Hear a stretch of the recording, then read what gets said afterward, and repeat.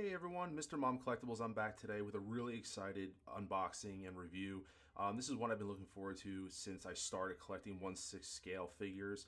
And this is the Back to the Future Mark II Delorean from Hot Toys. And this is something I've just been totally excited to get my hands on and actually do the review. And the way I'm doing this is I actually film myself just unboxing the product, and I'm doing a voiceover just because I didn't want it to take away from the experience. A lot of people talk about unboxing 1/6 scale vehicles being literally that, an experience, and it is hard to put it into words. So I decided to do this voiceover after the matter so I can collect my thoughts and articulate what I want to say.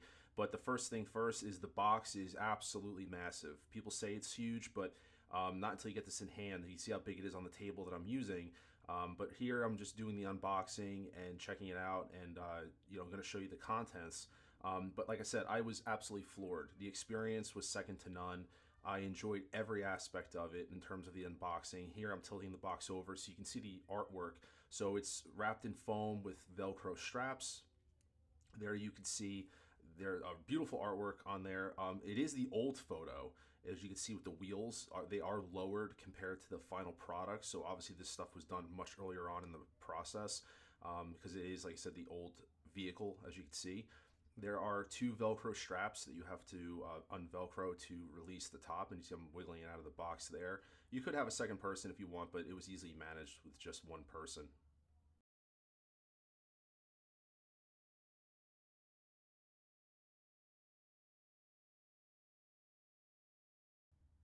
And here I'm undoing the Velcro straps, and you'll be seeing the artwork and the contents inside. But as I said, this whole process was just unbelievable in terms of just seeing each layer unfold as I'm looking at everything. I mean, the artwork is beautiful, despite the fact, like I said, the tires you could see are lower compared to the final product.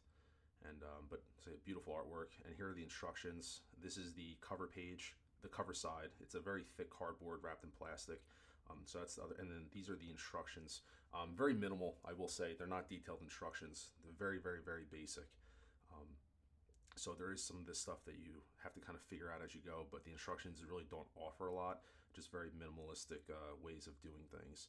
But you remove the styrofoam. The accessories are on top. The base, the flux bands, Mr. Fusion, that have to be applied. So I'm going to take each component out and lay them on the table and give you a little bit of a close-up of them. But like I said, words really couldn't describe, to put this in perspective of just how big this car is. And as you see here, this is the front flux band, just kind of giving you some details. It's all plastic, very nicely detailed though, to give you that look of metallic. Paint job is really done well as well. This is one of the side flux bands that go on the side of the vehicle. And like I said, the other one is pretty much a duplicate of it, except for the top piece. They interlock. And then this is the Mr. Fusion, which is one of the bigger differences between the first car and the second one. You pop the red clip back and the lid does open up. There's nothing inside, but highly detailed. Paint app looks great on it. No complaints about this. It's a very simplistic piece. There's not much to it, to be honest. The underside, how it mounts is there's 4 pins.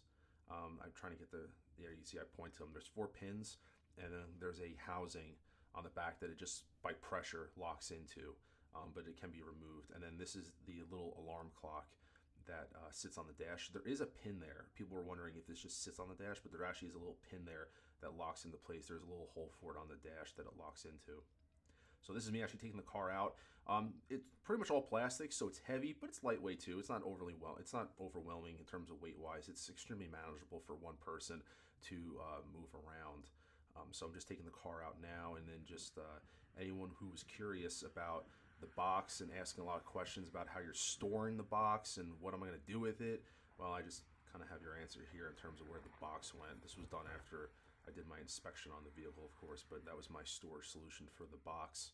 And this is me just doing up close to the vehicle before adding any of the flux bands. I'm just doing an inspection on everything. Will note, and you'll see it later on, the back driver hubcap did fall off the car in the packaging when I took the car out. It was laying in the bottom of the styrofoam. Nothing that a dab super glue can't fix, but I do want to point that out. that the hubcap, now in this video I did put the hubcap on the car and you'll see it fall off later. I didn't glue it on, but I'm just doing a little all points inspection just with my phone, doing a little up close shot. I mean, the details are fantastic. It's blown away seeing something of this scale. Hot Toys, I think, did a great job for doing what they did on this. And like I said, just doing a walk around of the car to give you guys an idea of everything, you know, and just kind of taking it in. I'm just absorbing it at this point. But I'm going to be going through some questions or QC issues people might think they have. One of the things to note is when you're opening up the front hood, the inclination is to open it straight up. Do not do that, because if you open the hood straight up, it's going to hit the front piece right there where my finger's pointing. You want to lift it on a little bit of an angle and then push it back to the windshield, and then it tilts up. I'm going to do it again here. So you open up a little bit at a certain degree and pull it back, and then lift it straight up. I'm doing it with my finger there so you can see. And that we have full access. If you try lifting it straight out, you're going to do some damage to the front hood. And then this is me actually applying the front bands. They were a little tricky to do. My suggestion is when you lock these in place, it took me a couple times to figure out the sequencing of what the best way of putting them on, because it is all plastic. You want to be delicate with it, is to pressure point the first two. There's two pins in the front, right in front of the actual logo of the car, right there I'm pointing. It's better to do those two first and then work your way out, and then everything else kind of fits into place. That's what worked for me personally.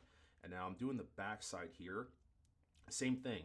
I tried actually starting it from the top and working my way down, snapping all the pins into place, but I had some difficulty with that. So right there is where I actually started. I put the center on, and then everything else kind of flowed in. And then you have to make sure there's two final pins that actually go into the gas tank on the underside of the car. So just watch the points. It's all plastic. Just be gentle, patience, putting this all together. I can't stress enough how important patience is when doing this kind of stuff on the car, because you don't want to break a pin off or snap something off, and then you have to go through trying to get something replaced. Now, I'm a little tricky there, getting those two pieces on the top. One goes underneath each other to lock in place. So that took a little bit of a little patience to get that all worked in. But once everything was snapped in, everything looked great. And I'm just doing a check on everything, make sure everything was locked in. And then I just tilt the car up here just to show, like, under the gas tank, there's two little pins that lock into place. Yeah, as you can see right there with my fingers, I'm trying to point it right there. There's two little pins that go into the gas tank. And here's the installation of the Mr. Fusion. Very simple, just lining up the four pins, pushing it in, and that's pretty much it. Like I said, really great piece, very simple. And just double checking everything, make sure everything is, the glass actually popped out of you'll see there when I put it in, the little glass piece on the back of the Mr. Fusion popped out, and I just popped that back into place when installing it. I'm not sure if that was, you know, QC or me being a little too rough with it when I installed it, but this is something that I'm a little concerned about. These hoses here, there's two black hoses and there's two multicolored strips of hoses, and they actually go into the back of the top piece of the flux bands. A little concerned about how big they are. I was double checking lengths, and they looked a little too long compared to other models that I have. And the black hoses on the side here are very stiff. I've had people say to use a hot air gun or something like that to heat it up. I didn't have to do that. I just bent it in the shape and pressure pointed them in, and they went right in, no problem. But a suggestion, I think Denobi suggested that if they are a little too stiff, to use a hot air gun to heat them up to where they're more pliable, and then you can bend them into the shape they need to be and just insert them into the front housings. But the concern that I had was the length of the hoses on the back side of the car that I indicated previous.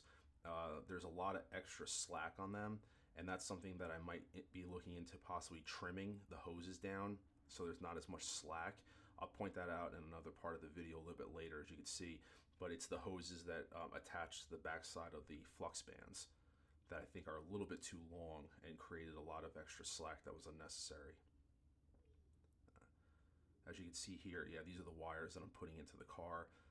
They go on the back side. Like I said, there's two black ones that are stiff, and then there's two sets of multicolored wires, and they all fit in. But as I said, there's a lot of leftover slack on them, which I was a little concerned about. And then I'm just removing the final plastic protective covers off the windshield and the doors. After everything was good, I checked everything out, make sure everything was fine. I removed those just to make sure there was no scratches or scuffs. Everything was clean, and I was very satisfied with everything. I'm just checking out the doors. You have to be fragile with the doors. My first instinct was to grab it by the wind mirror, the windshield, and pull the door up. The door is very heavy. It's all plastic, but it's a little fragile, so just be careful. They are ratcheted, so they do seem very durable, very strong. So just be mindful. But the ratchet on the doors is fantastic. You hear every click when you open the doors up. So you see those black wires right there. I have them tucked down and in. You see how much there is. There's a lot of slack on those wires, which I don't think is accurate. So I might consider cutting those and trimming them. That's just a personal thing. But I'm doing another all points check of the vehicle now that all the flux bands are on, the wires are all connected, doors are open. Just walking around, checking out the details. A couple things. I'll point out some QC things that I saw that from other posts. One is the seats. I've seen people have issues with the seats literally popped off. It looks like they're held in by glue.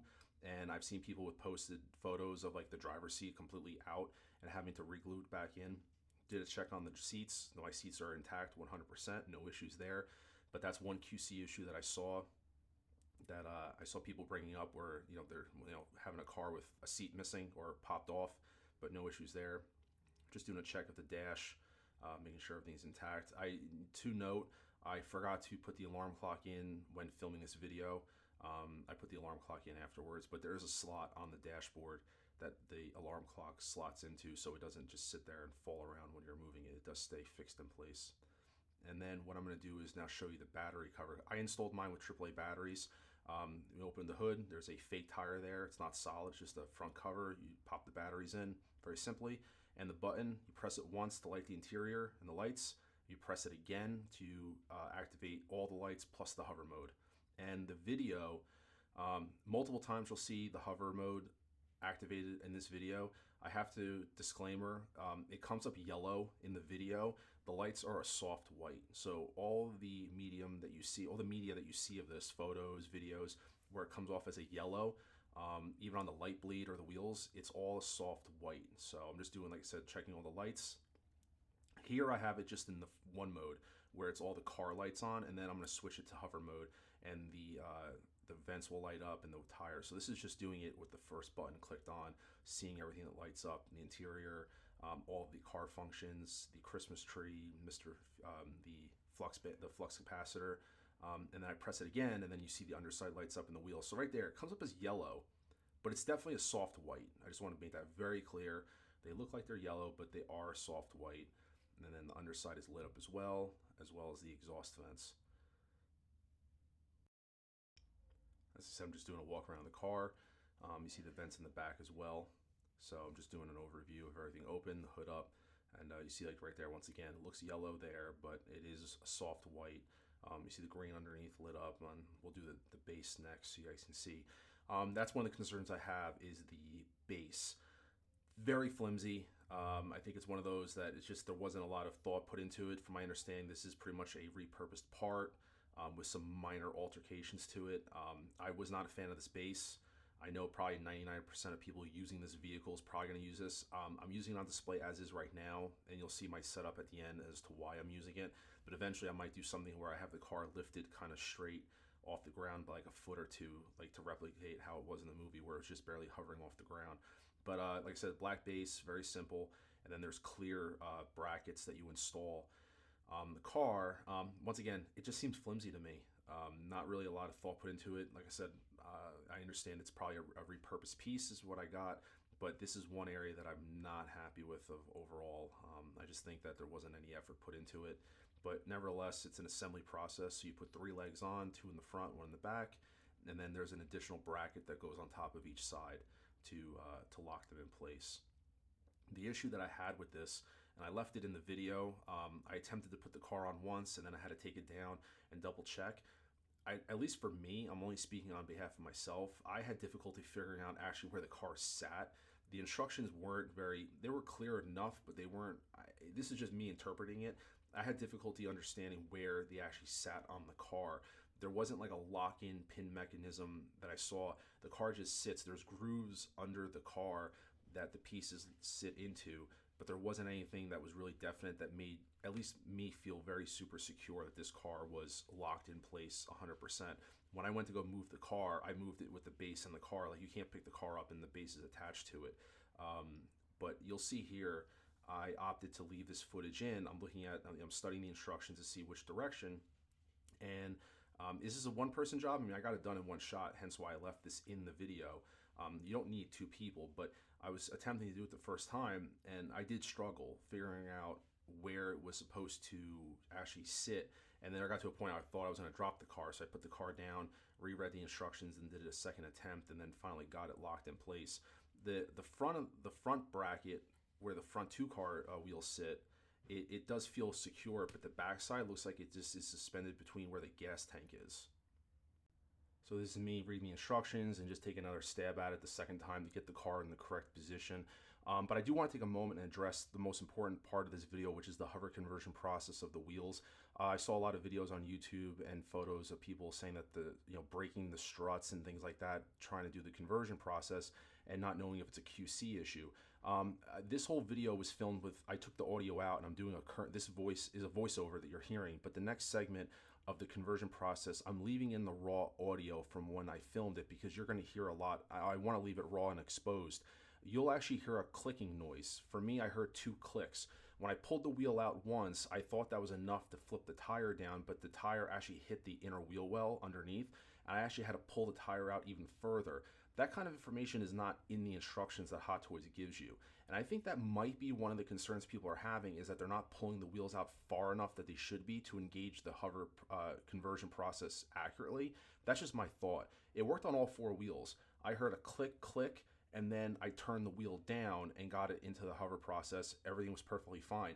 Now you'll hear it. There's a lot of plastic. You'll hear it crackling. Your anxiety might be a little high when you hear it. I know mine was when listening to this back, doing the editing process. But nevertheless, I think there was some R&D issues with the struts, but you're about to hear the audio now, raw, of the hover conversion process.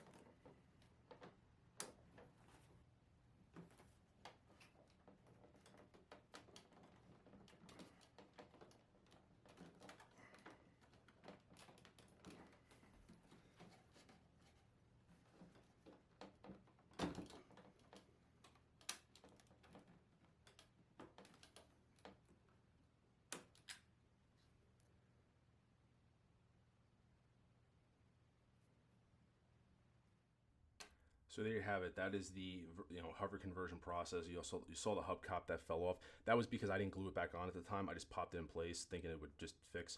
But I just want to go over a couple things that I've seen online that people commenting about. One is the tires. They're speckling all over the tires, all over the treads. And to me, that looks like it's Hot Toys' attempt at weathering the tires. It's a poor attempt, I will say it. It doesn't look, it looks like speckling literally. But people thought that was kind of a QC issue. Same thing with under the car. There's speckling under the car. It looks like a poor job of weathering, in terms of trying to give it a real, weathered look. But this is just see the lights blinking underneath. You can see how the stand is holding the car in place. The backside, there's really not much holding in place. I mean, by weight wise, but you can lift the car right off the display base and there's nothing holding it in. Once again, the lights, they look yellow, and that's what's bothering me is the clear plastic. As you see, it is clear, which is causing that light bleed. I'm not sure why Hot Toys went with clear for that piece. I don't know unless I opened up the tire and understood the mechanics inside, and then maybe that gave me a better understanding, or if someone else did. But just from my initial impression, it's confusing why they didn't make that piece molded black, whether that was just a production thing. They're going over, quantity versus quality. Not really sure, but that kind of irks me only because of the way that the car is displayed in my collection right now. It's pitched upward, so you don't even see the underside of the lights lit up. You see the light bleed more evident.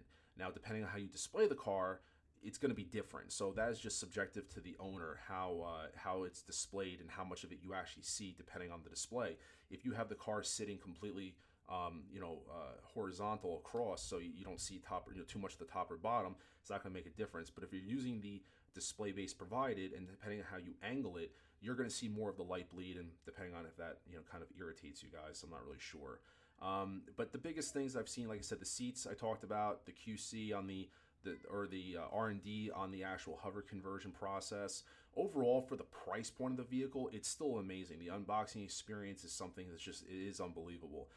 If you've owned 6 scale vehicles before, this is my first one here. I'm keeping the car. It's not one of those, I'm on upward, I'm going to return it. Please understand, nothing is perfect despite the price point. There's no such thing as the perfect product out there. I am just giving my honest opinion of the vehicle. It is staying in my collection, but I am giving my opinion of it having in hand versus commenting on it online. I do admit I didn't think the light bleed would be as big of a deal seeing it, but now in hand for me, it does bother me more, and I will be looking at subsequent fixes to rectify that in the future. One thing to keep in mind, I do have some purchased modifications to the vehicle that I will be doing separate uploads for. So if you're interested in maybe giving the car a little bit of a facelift, but not requiring any heavy modification or cutting or anything like that, I have the solution for that. I have a great set of mods. I have 3 right now, and I have another 3 or 4 on the way. They're going to give the car just a nice facelift without doing any heavy modification. So make sure, if you're watching this for the first time, subscribe for more Delorean content and how to give the car a facelift. Check out my Instagram page, Mr. Mom Collectibles, and I will see you guys in the next video. I really appreciate all the support from everybody. Have a great day.